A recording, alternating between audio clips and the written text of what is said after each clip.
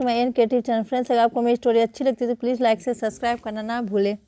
एक छोटे से शहर में एक बूढ़ा आदमी रामनाथ अपनी बेटी प्रिया के साथ रहता था।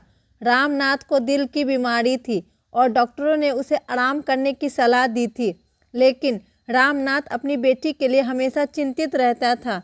प्रिया एक नर्स थी और वो अपने पिता की देखभाल करने में दिन रात लगी रहती थी। एक दिन रामनाथ की तबीयत बहुत बिगड़ गई। प्रिया ने उसे तुरंत अस्पताल ले जाने का फैसला किया।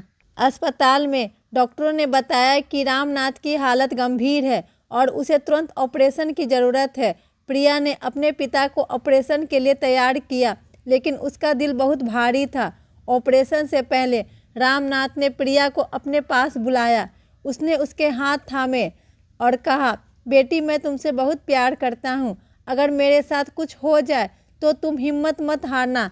तुम मेरी बहादुर बेटी हो और मुझे तुम पर गर्व है।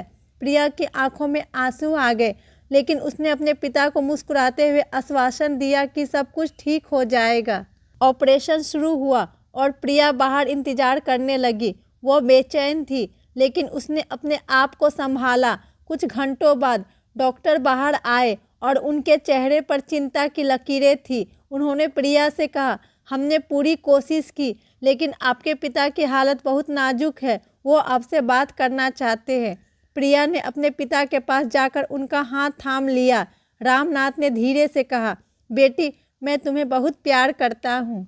मैं जानता हूँ कि तुम मेरे बिना भी अपनी ज़िंदगी अच्छे से जियोगी। बस एक वादा करो कि तुम हमेशा खुश रहोगी। प्रिया ने अपने पिता की बात मानी और उन्हें गले लगा लिया। कुछ ही देर बाद रामनाथ ने अपनी आखिरी सांस ली। प्रिया का दिल टूट गया, लेकिन उसने अपने पिता का वादा याद किया। उसने फैसला किया कि वह अपने पिता की याद में एक नई जिंदगी शुरू करेगी। प्रिया ने अपने पिता की याद में एक छोटा सा अस्पताल खोला, जहां वो गरीबों की मुफ्त में देखभाल करती थी। उसने अपने पिता के सपने को सच कर दिया और उनकी याद को हमेशा जिंदा रखा। प्रिया ने न केवल अपने पिता की याद को जिंदा रखा, बल्कि उसने यह भी सिखाया कि प्यार और समर्पण से कोई भी सपना पूरा किया जा सकता है। उसकी इस मुहिम ने पूरे शहर को प्रेरित किया और लोगों ने उसे देवी की बेटी का नाम दिया। कहानी यहाँ समाप्त होती है, लेकिन सोचिए, क्या आप भी अपने प्रियजनों की याद में ऐसा कुछ कर सकते हैं?